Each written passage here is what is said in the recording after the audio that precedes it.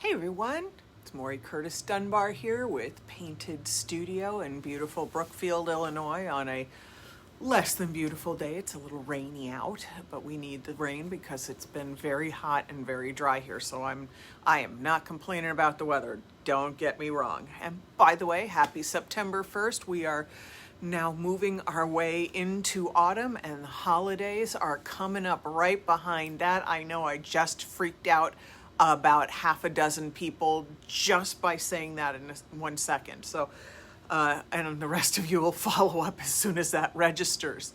So as you can see, it's a little chaotic behind me right now. We're redoing our window for the fall. We have all our summer seasonal stuff tucked over here that's got to go and be put away. And then we've got fall stuff going in the window up front. So I know that's very exciting for you to see my junk behind me, but I figured I'd apologize for it now. Hey, Maddie, nice to see you. And Joy, nice to see you both here. And Leslie, I saw you pop in. All right, so the first thing we're going to do is discuss the contest. A friendly reminder. 30 shares on Friday's live video. If you go onto our page and scroll back to Friday's live, there's a big contest banner announcement on there, so you can't miss it. That video needs to be shared 30 times by next Friday, this coming Friday. Before I go live on Friday, this coming Friday, we're going to do a drawing. The winner will receive a couple of feet of foil of their choice, 3 feet of foil of their choice. You can have all of it the same. You can have 2 feet of one, 1 foot of another. You can have 3 separate feet, up to you. And a custom heat transfer vinyl adhesive cutout, any one of your choice from the ones going on the website. And we are putting new ones up this week. I have you all giving me your opinions on a couple, and then we're going to start putting up some Halloween ones, and I have some really cute ones, so I can't wait to share those with you. So like I said, 30 shares, so go read the instructions also on the video. It's important, because if you don't come back and tell me that you're the person who shared, you don't get counted in for a vote that I can put your name into the hat and draw.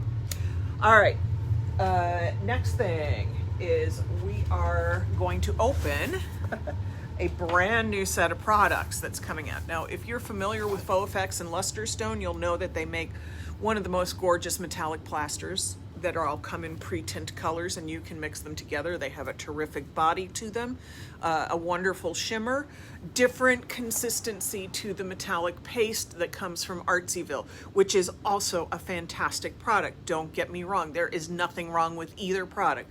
They're just different. The Faux has a little stiffer texture, so you know, if I trowel it through, I can build up really heavy and not have it crack or sag. The shimmer, though, on the metallic plaster is higher. So those are the differences. Also, so I am a certified Faux instructor. I'm also a Faux sub-distributor for Sherry Zeman up at Faux Design Studio in Addison, Illinois. And because of that, I got myself one of the new LusterStone Ice Color kits. Now, right now, they're being sold in kits. Don't ask me to remember what the price is. I can't. I don't have enough brains. I can only remember a few things, and that's not what's sticking in my brain today. But you can buy the kits with all 5 colors in it. The new colors that are coming out are Alpine Ice, Lilac Ice, Arctic Ice, Rose Ice, and Mint Ice. So these colors are so pretty. And I have my color card. Right now it's the printed one. They have not done the hard colored ones that they normally do that I have in my color options binder. Oh, no, I'm lying. They just did it on a thinner piece. This has got the actual LusterStone on it. So you can see the colors. And I got to get it so that you're not getting a glare so you can actually see the colors. Okay, so the Alpine Ice is super white, but it's also super shimmery, which is something that did not happen with the cotton white LusterStone. The cotton white LusterStone is white, white, white, but you don't get a lot of shimmer in it. So the alpine ice is going to give you more shimmer.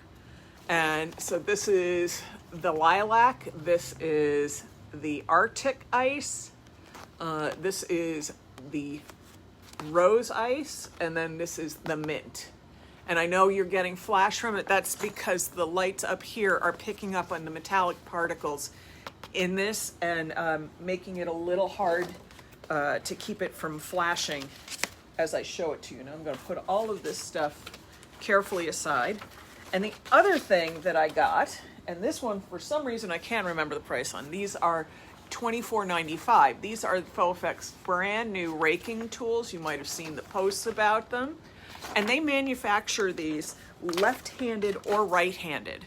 So when you order one, you order for left hand or right hand, because I am left-handed, so this is my left-handed tool. And look, but you all are seeing this flipped, so this actually looking at it would be for you all what a right-handed tool looks like. But it's got all these notches on one side, and it's not wavy and soft. The notches are actually kind of sharp. You can see that.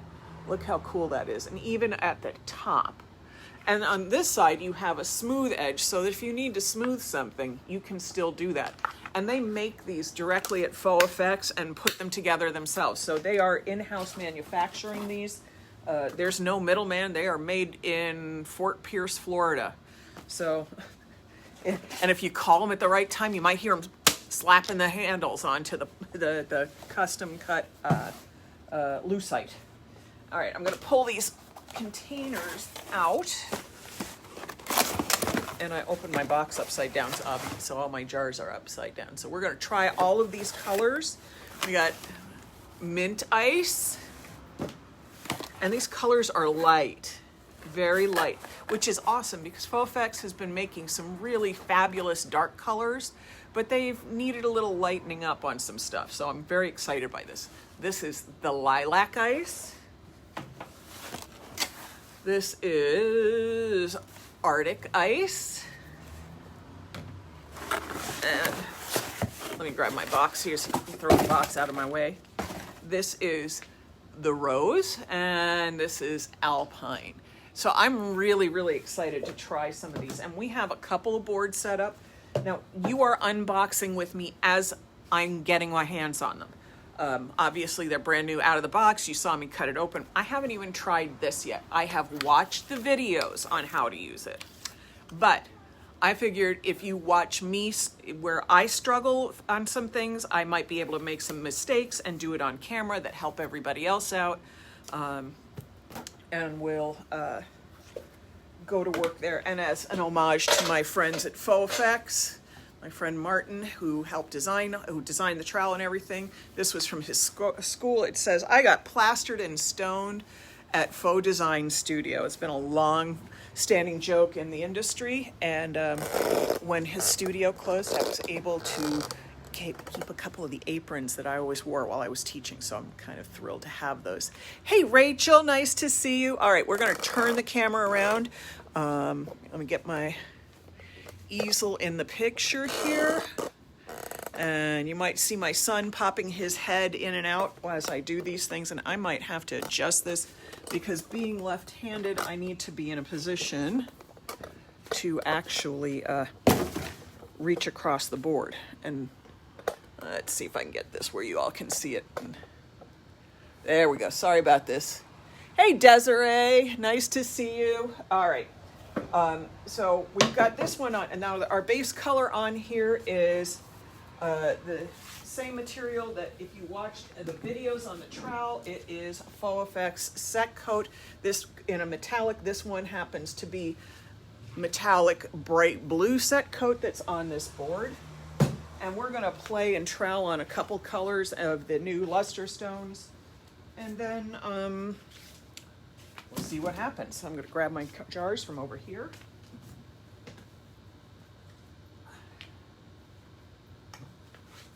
All right, let me grab everything because I opened the box sitting down so I wouldn't flip the box everywhere since I'm known for doing that. And I got to grab a couple stir sticks to scoop things out. Oh, thank you, Jenny. I went, on my vacation, I went to Francesca's Outlet. All right, so I think I'm gonna play with, this is blue, so I'm gonna play with a little mint ice. Let's see, a little alpine ice. What other color should I put in here? I'm gonna save those colors for something else. I think I'll put a little Arctic ice in here. We're gonna try all these colors so you all can see them as I trowel too. So whatever I create as a finish may not be like the prettiest finish because we're pulling colors out. Sorry, I needed to go get my knife that I dropped on the floor to open the lids. But it'll give you a feel for the colors and the material. There's that one opened.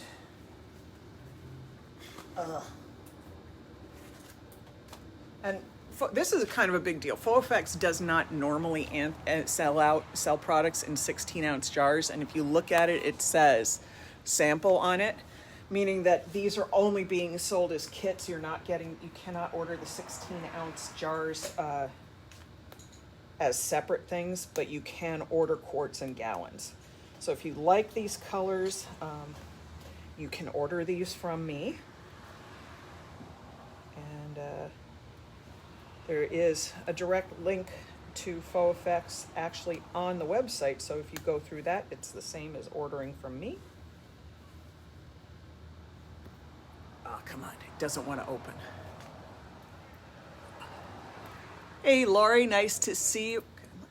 Oh, come on, folks, open up, for heaven's sakes. You'd think I'd have, after all these years of opening containers of product, I'd have this down better by now, but obviously I don't.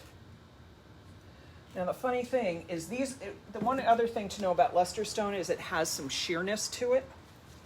So if you're working on a flawed wall or a different color, your colors underneath are going to telegraph through. That's why I was actually kind of carefully thinking about what color goes underneath.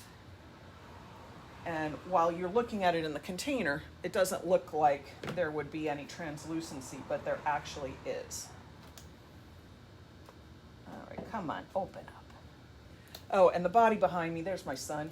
It's his day off today. He's in painting models. He's got his headphones on, and he is completely ignoring us, just like any young person his age would. Because what I'm doing is not very interesting to him. Okay, so we're going to start with, let's see, what color is this? This is a little of the Arctic ice, which has the blue tone to it. I'm just putting it on my trowel and smearing it around.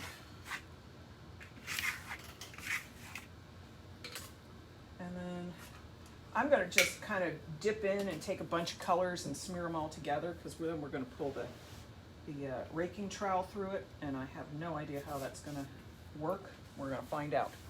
I've got some Arctic ice on here. Or sorry, mint ice. Is that mint ice? That's mint, yes. These colors are beautiful. They're very subtle. So at the moment, with the way the light is in this room, it's actually reading a little more yellow than green, which is always one of those things that you kind of need to know on a job site, is what the lighting is like, so that you can have a better idea of how everything's going to look in the end. I have worked on jobs where I had somebody just arguing with me that one wall was a different color. No, that's the wall that doesn't get any sunlight. It looks different. I promise you, it's the same can of paint. I have no reason to mess with you that way.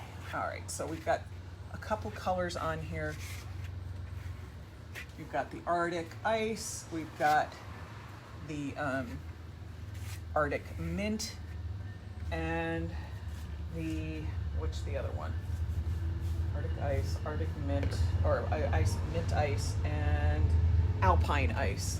Okay, so you can see, these are at where what looks like shadows to you. This is a different color. This is a different color. This is a different color. So this is gorgeous as it is. When it dries, I could let it dry like this, come back with my trowel and hit it, burnish it across there and get a beautiful sheen. But we're gonna try the new raking trowel. Now, I have never done this before, so I could make a heck of a mess doing this, or it could be incredibly successful. The one thing I did notice is that you don't put this into your wall like that. You keep your angle low because you don't want these little edges to score into the paint or into the surface. So you're gonna take it like this.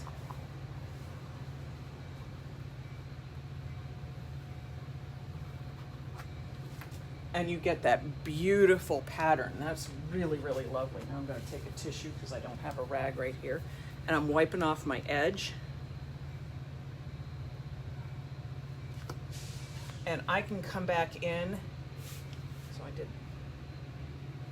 Sorry, I'm thinking of which way I want to come in and do this with the other little edge.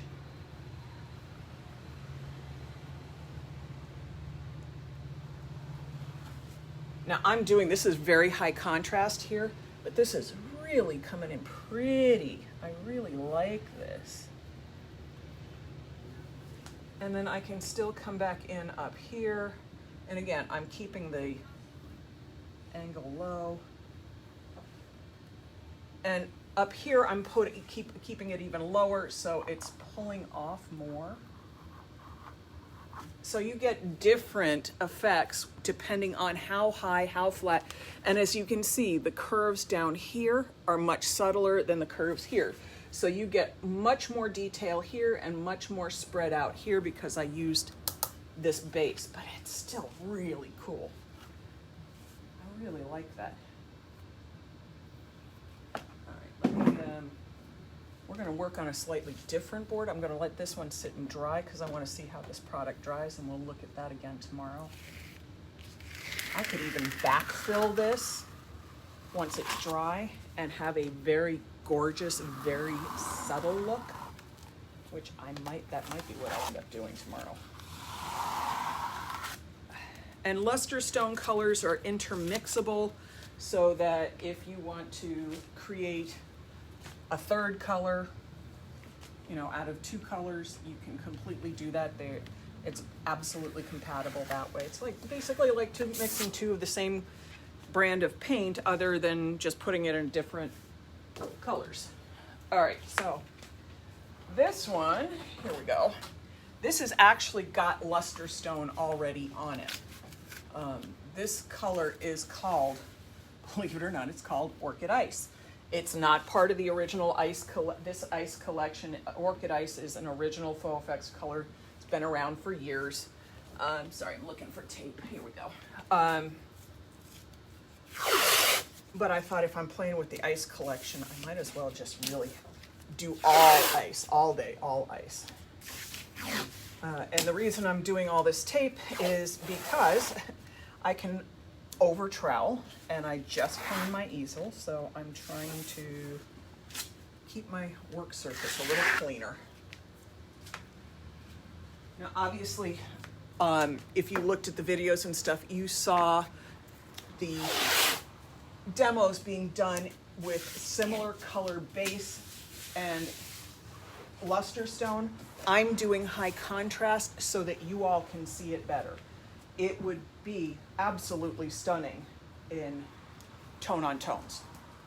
Like if I had this color, a light purple base, and then I was using the, the violet ice. Sorry, just cleaning this off a little bit so I've got some more usable stuff on here, because I don't have a rag next to me because I was sloppy that way today. All right, so I'm gonna put a couple lids back on things, and we're gonna pull out the violet ice, the lilac ice. I'll have to look at it to remember the right name.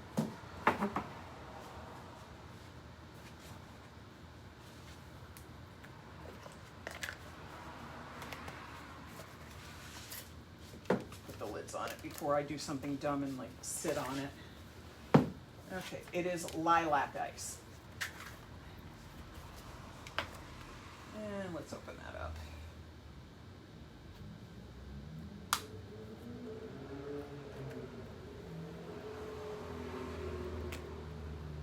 As you can hear, motorcycles and stuff outside. Our front door's open. It's been a gorgeous day, cool day out because of the rain. So we have no AC running. We are just enjoying the weather. I think I'll pull the lilac and the rose on this, just so we can play with all the colors. There we go. And let's see.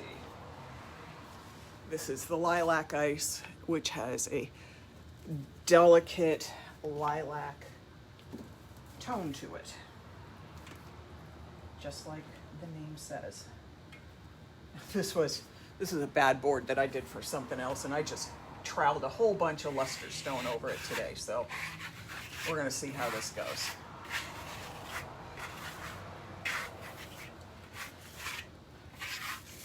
And as you can see, I'm sort of skip troweling all over the place because I'm going to put in another color and I want there to be a little differentiation.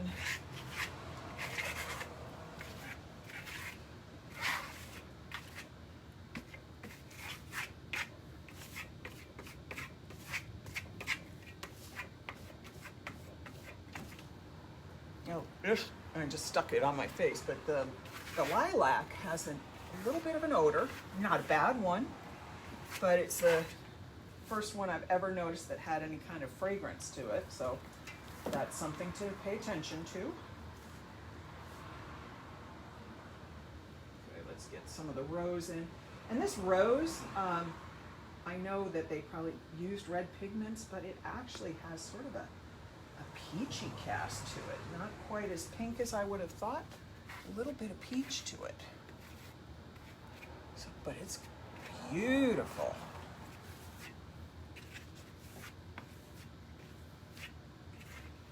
And as you notice, when I'm troweling, I'm not troweling like this. My trowel is not flat to the surface. It's always got between a 15 and a 30 degree angle. That is so that I can move the product without leaving drag marks in it. All right, get some little more color over here.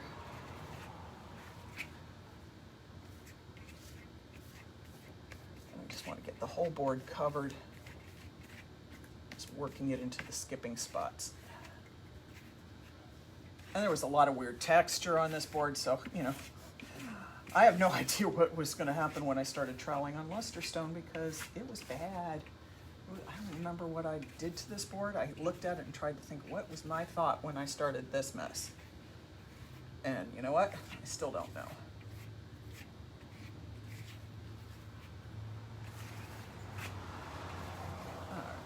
Now I troweled this one a little smoother than I troweled the last one just because I haven't done that for a while. Get my troweling elbow back. All right, and we're going to take this, and again, I'm going to take this. I have a little more room to work on this board, so you might get a better.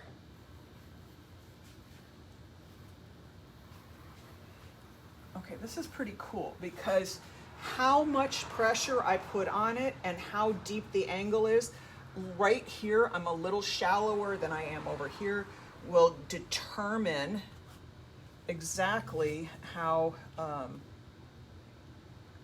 this is going to finish off.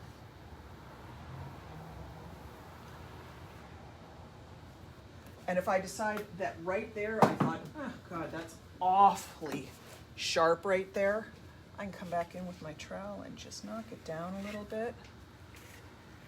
I can come back in because both, again, with this product, you have work time.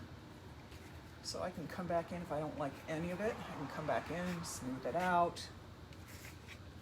These colors are so pretty. So, again, I got my messy corner going here. I'm just gonna take this and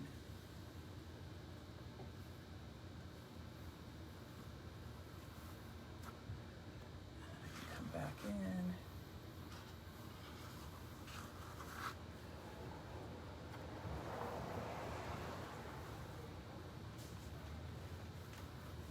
So this gives a pretty cool effect, and I like that. Let me see if I can zoom this in without getting my...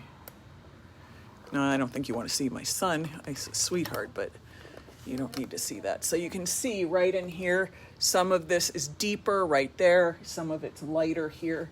Again, I did this with a high contrast base so that you could get a better visual of what I was doing. But, and I'm going to smooth this out so you can get a close-up again of seeing how I'm doing things. And I pretty much muddied these colors, but man, this is such a nice product to trowel. All right, I got to clean the edge off of this because I am just making a heck of a mess. Things are dragging badly. So when you order this trowel, the raking trowel, you order specifically left-handed or right-handed, which is really a cool thing. All right, so I can come in anywhere in this board with my trowel.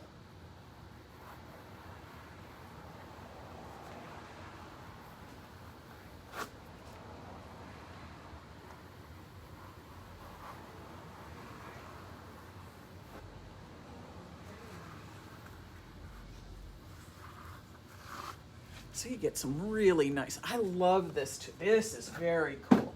Now, I think on a tone-on-tone with the metallic in the background, that would be even better. Once this dries, I can come back and just totally burnish it with a steel trowel and get a nice shimmer on it. This is gorgeous tool. And like I said, I'm just playing with this for the first time. If I get bored, I can come back in. I can really mess with this. I can create some, look at that. Look at how that just sort of became like almost a sand dune. I've got the thing almost flat. And you get some really nice patterns and textures out of that. Oh, I'm so excited by this. All right, let's see. Okay, let me zoom back out. Sorry, I got crud all over my fingers and it's fighting with my camera. All right, we're gonna come this way. And if I miss your questions, don't worry, I will promise I'll come back to them. Let me see if I can get this camera zoomed out. There we go, yes. All right, so you can see now we're back at the table and there's a reason for that. Let me sit down here so we can chat a moment. Let me get under the, all right, obviously I have to turn the camera because if I don't sit with my head under the table, you're not seeing me talk. So this table, and it's in pieces, was a disaster. I picked it up at a yard sale. For my life, I can't figure out if it was it's a newer piece and it was an insanely bad finish, or it's an older piece that had 15 layers of crap on it, but either way, because honestly, the materials can go either way. Sometimes I'm not sure. But I spent a long time stripping, sanding, and dremeling out a lot of the details, but I can tell this is gonna have tannins that are gonna bleed. It was, even the sawdust off of there is red, so it's probably a mahogany, which is what it looks like when I get it damp. And then I need to seal that because it will bleed if I use anything light on it. So we're gonna use shellac. And here's the thing with shellac. Shellac is made from the secretions of the lac beetle, meaning you're basically using beetle poop to seal up your wood. I know that sounds gross, but that's what it is. And shellac comes in either pre-made in cans, or you can buy it in flakes. I buy flakes because I like to control the strength of my shellac. I personally prefer, what you see in cans at the hardware store is normally a 3-pound cut, meaning there's 3 pounds of shellac flakes to a gallon of denatured alcohol. And I personally prefer a 2-pound cut. I find that it absorbs a little better into the wood for me. It doesn't leave everything quite so glossy, and paint adheres to it better. The other thing you have to know is that there is waxed and de-waxed shellac. Now, Zinsser, it says on their website that their shellac in cans is de-waxed, so you shouldn't have adhesion issues with it, but I hear a lot of people do. I find if I thin that down by 30%, I stop having adhesion issues. When I make my own, I can make it in different colors because shellac flakes come in everything from ultra blonde to nearly black garnet. This happens to be ruby. I have orange here. We can't use the orange on this though. The orange is waxed. It's got wax in it, so orange goes over there. The ruby flakes, I even made sure when I made it, I wrote on the can, de-waxed. It's important. You don't want that on there because the wax is what makes the paint not adhere. And I just need to grab a paint key because I'm going to show you what it looks like when you work with this.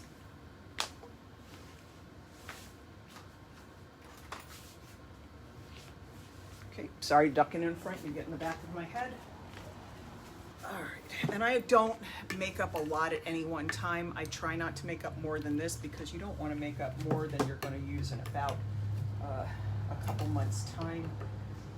It starts to harden, it starts to thicken, and controlling the level of the cut then becomes hard when you have to start rethinning it with other alcohol. All right, so I just use a regular brush. Now I keep one labeled shellac. I don't know if you can see that on there.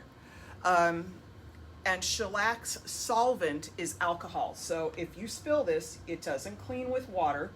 It doesn't clean with mineral spirits. It only cleans up with alcohol.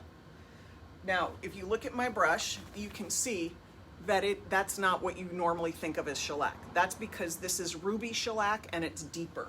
And I'm fine with that because my base color that I'm going to paint over this is going to be dark.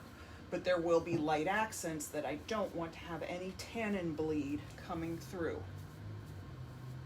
All right, so you can see this is going on and it's thin. I don't know if you've experienced, but shellac normally in the can is not runny like water. Thank God I missed my dress because I just dribbled. And yeah, I did sand this thing all day today wearing a dress and a lace jacket because I'm an idiot. Because I didn't think about what I was doing. Doesn't matter, they're all washable. And all I'm doing is putting a single layer of shellac on here to seal this up. I have sanded the living crap out of this. I have stripped it. It's flawed, it's pitted, it's roughed. But by the time I finish with it, it should be something pretty cool. And honestly, if I like the way it looks with the shellac on it, that in itself is a cool look. Old, vintage, distressed, and then sealed up and made rich looking. And you can do stuff, I learned some cool things with shellac in some of my gilding classes. I'm a member of the Society of Gilders, have been for close to 10 years now. Oh gosh, my dues are due, that just reminded me. And when I attend their convention, I go out of my way to learn things that are totally different from what I do every day. And I took a gilding and toning class, and I took a gilding class for frame art. And one of the cool things they taught us is that these darker color shellacs can be put in those little make your own spray paint cans, and you spray it on silver or aluminum leaf and it looks like gold. It's really a cool thing. And I'm just going to keep turning my table and we're going to shellac this whole thing. Now I will post, as I have in the past, the chart from shellac.net about how to figure out how to make shellac if you want to do it. Personally, I like it. I like making my own. It's not hard.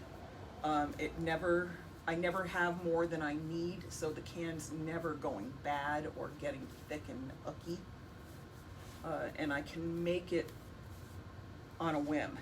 Suddenly I need stuff. I'm like, oh good, give me a couple hours, and I just put the flakes into the alcohol and wait for it to dissolve. And by the way, that is the most pretty thing to watch, watching your shellac flakes dissolve. So pretty.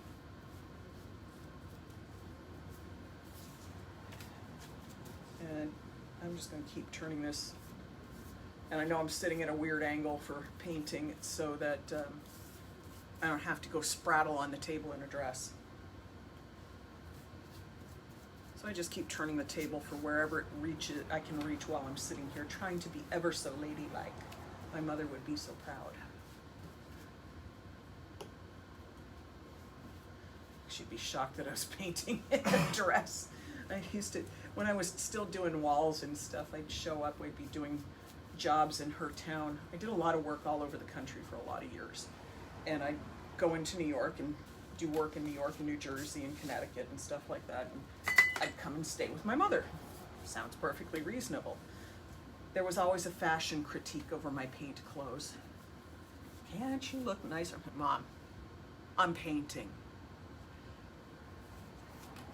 But if you could just, you know, maybe just put on a nice shirt, nice blouse.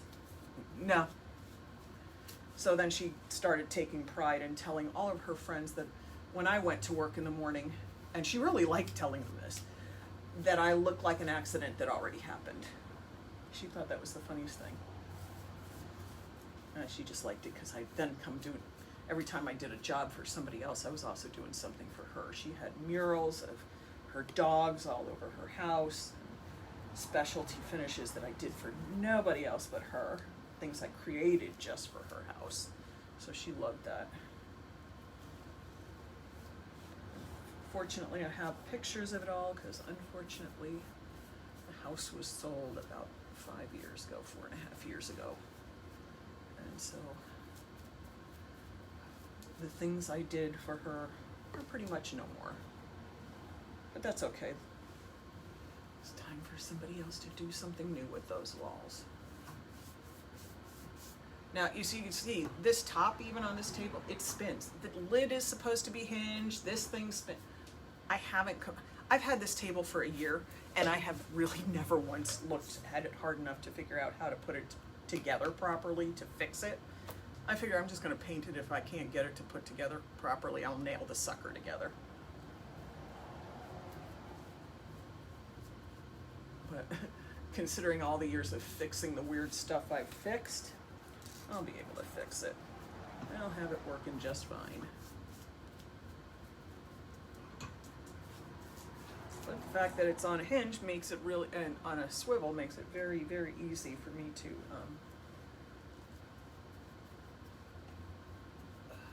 move everything so I can paint the whole thing. Now, I will post the chart from shellac.net. I know I started to say something about that. I don't know if I ever got it completely out of my mouth before I went on a rampage about my mother and my clothing. So I will post that shellac.net chart again so that everybody can see it if they are interested in making shellac. I like that part of doing things like making my own shellac, it's a quality control. I know the manufacturers for the products that I carry, and a lot of them are very small batch companies, but excellent high-end reputations. The one thing is I can't always control something like a shellac, so I make my own because I know the quality that I need for what I want to have happen. Come on, turn. Now, just so you know, because shellac is made with denatured alcohol and the solvent is also alcohol, you can put too much shellac on and then brush more on and actually re-wet your shellac. So just know that if you come back with shellac on a shellac surface, you have to work really fast because you'll soften the shellac underneath it and screw up your finish if you're not careful. And really all I'm doing is just getting this in and penetrating the wood. I don't use shellac as a top coat. I know some people like it. I find it, because it's alcohol sensitive and everything else, I find it too fragile for most of the pieces I do. But shellac actually was, for years, a very common top coat for furniture. Now this is already, remember I just painted this while you were watching. Alcohol is the solvent. That means it dries fast because the alcohol evaporates fast. Now I would still let it dry 24 hours before I would consider putting any paints on it, just because you want to let all the alcohol clearly evaporate and let the resin, or let the shellac harden up. I shouldn't say resin because it's a secretion, not a resin. So this is the back side of the table. This table is so bad, such a mess. And I don't use a roller with shellac either, and because it dries so fast, I've had my roller dry in the middle of rolling it, and all of a sudden I'm rolling this really hard thing.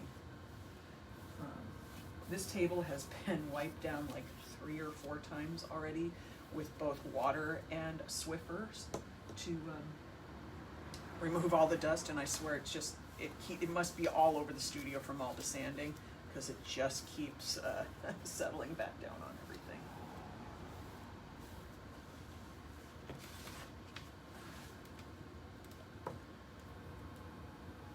But you can see the color of the shellac as I brush it on. It starts to, it changes the color of everything. So this color is called ruby, but it's a little on the brownish yellow side.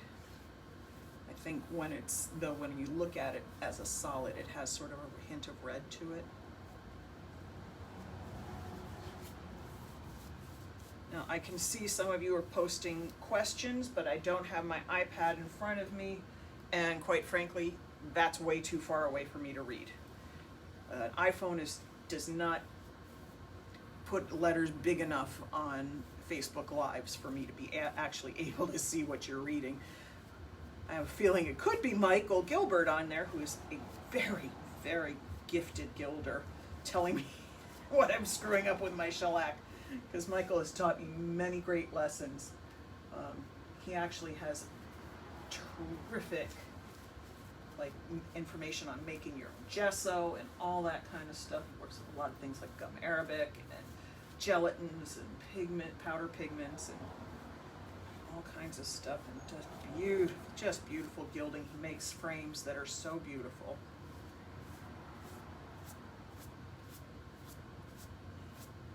I'm just brushing this to get it back into the grain. I don't need to have a circle on the bottom of this where I didn't go with the grain.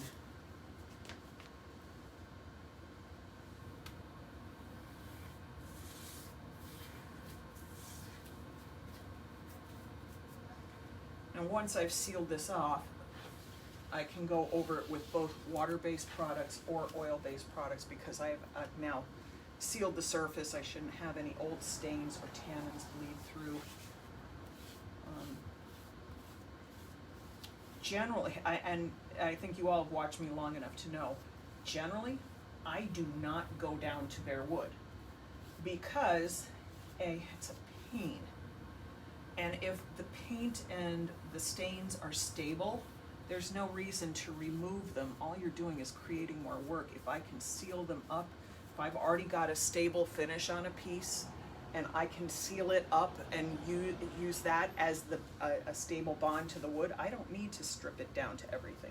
I strip down when the finish is bad, they're destroyed, they're chunky, chipping off. But honest to God, I get a lot of pieces in where the finish is fine, it's just they don't like it. So there's no need to strip it all down, it just needs to be reworked.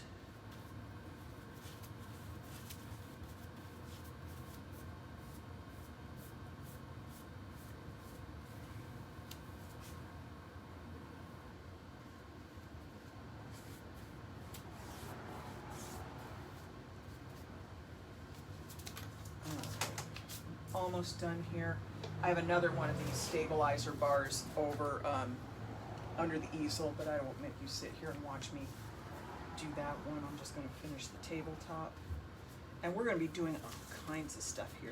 This table has got paint and foils and decoupaged papers and all kinds of stuff, and it sounds really busy, and it's either going to be really freaking busy or really awesome. And quite frankly, sometimes I don't know until I'm about 90% done which way it's gonna go. And when I have tables like this that have a ton of really intricate detail that has to be sanded out, I use a Dremel. They're not expensive. You can get them at the hardware store. They come with all kinds of different little bits to use. But my fingers, you know, too many years of this, I have arthritis in my hands. I can't just jam sandpaper into little crevices anymore. I need the help. So I freely admit it, and I use a Dremel because it saves me so much labor that's unnecessary to expend. I went into every little crevice on this table with the Dremel to clean out the paint chips that had gotten stripped down into them, you know, things that are crumbly that I couldn't hit with just a piece of sandpaper.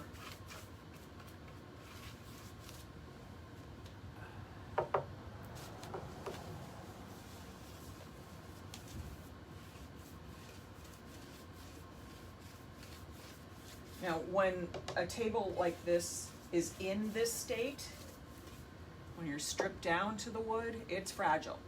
So keep oily things away from it, keep food away from it, keep anything that stains away from it.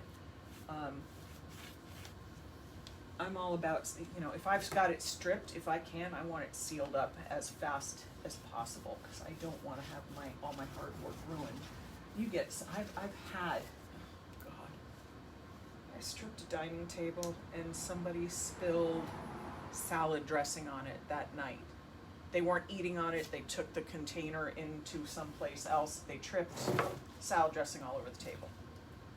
Oh my God. Yeah, nothing stuck to that. Really made a mess. Plus, you know, it didn't smell really good either.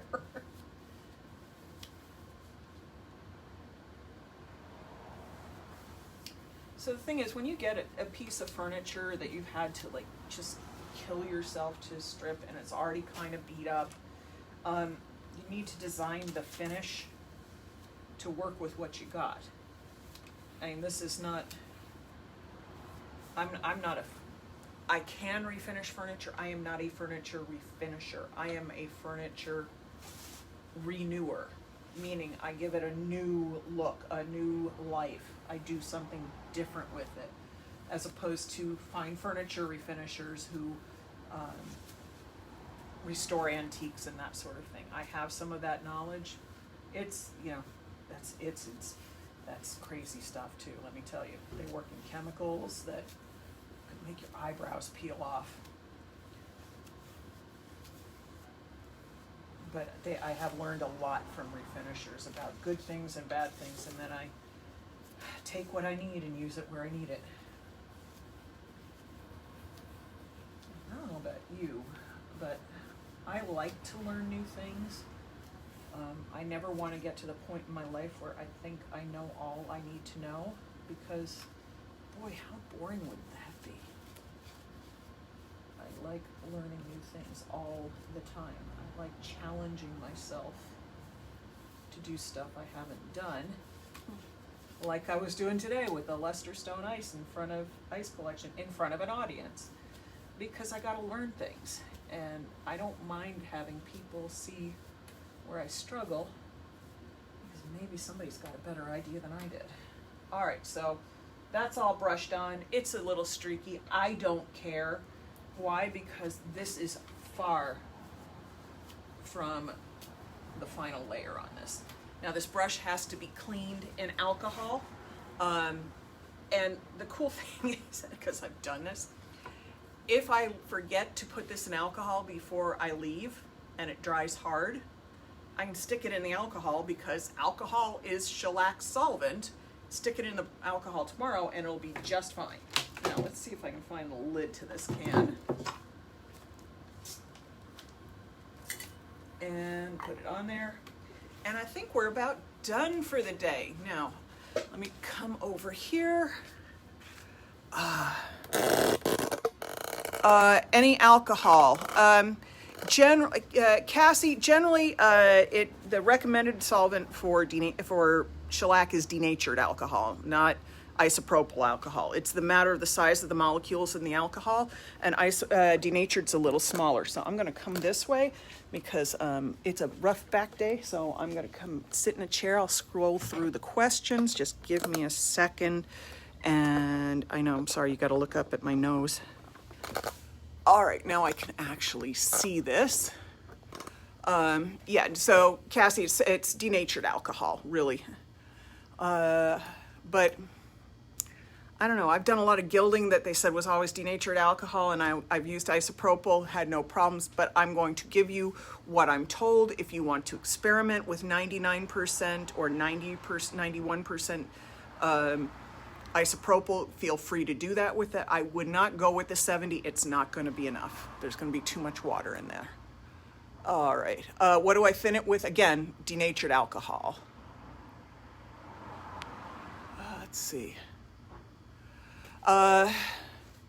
Hey Kay, I think I answered that. Can a roller be used on this? Oh, I'm going back into the texture. All right. Many answers to this. Yes, you can apply it with a roller. However, when you apply the LusterStone with a roller, and we're back to the LusterStone now, I'm answering Kay Reinbach's, Rickenbach's question. Yes, you can roll on LusterStone. Oh, you got it. Now you're looking at the top of my head and you can't even see me talking. I roll it on for my first layer scratch coat all the time. However, it doesn't level, so you're going to have a stippled texture. And because you're creating a stippled texture with a roller, you're also not going to get quite as much shimmer. So it's a different look. Think of Jennifer's metallic plaster or metallic paste, not the texture medium. It's a little similar in texture to the texture medium in that it has that light, fluffy, almost marshmallow fluff consistency, but the texture medium from Artsyville is a little spongier, as in like it has a little bounce back feeling to it, where this does not. All right, and it can be thinned. Faux Effects LusterStone can be thinned up to 20% with water. Do not thin it in the can unless you're planning to use the whole can at once. Take it, if you feel that it's gotten too thick, take it out, thin it in a separate container for the amount that you're going to use at that time. You don't want any cross-contamination. And yes, you can use a texture roller through these. You can use the stamping rollers, the impressions rollers. Works perfectly, holds the shape, no problem. Gosh, I got it on my face. Looks like I was trying to eat it for lunch. Hey Lynette, nice to see you. And Rhonda, gosh, all of you are so, thank you so much for popping in. I think I got most of the questions, and thank you all for popping in. Gigi, what is ice? Ice is what they're using to call this collection, as in it's icy, cold, frosty, and light colored. It's to give the impressions of these beautiful metallic plasters and pale, icy, cold colors. That's what the ice is. It has nothing to do with what the actual product is. The product is LusterStone. The colors are the ice collection. Hey, Kate, nice to see you. Gosh, all of you here, you guys have been awesome. All right, I think that covers everything. I've gone back. If I've missed a question, I will come back. I will read it. I will write the answers down. I do anyway. I will list all of the products here. I have an affiliate. If you want to order, I do not have the trowels or the LusterStone products in stock in my hands here in the studio. However, if you see these things, you see them right now, you want to order them, I will post my affiliate link for Faux Effects so that you can order it right away, have it sent directly to your house instead of sending it through me. All right, I think that covers it all. Again, share, share, share, sprinkle, sprinkle, sprinkle. On the video from Friday, we've got that contest going, so it's a sprinkle contest. We need to get to 30 sprinkles by the time I go live this coming Friday, September, I think it's September 4th. Of course, I'm looking at an August calendar, so that's not helping me.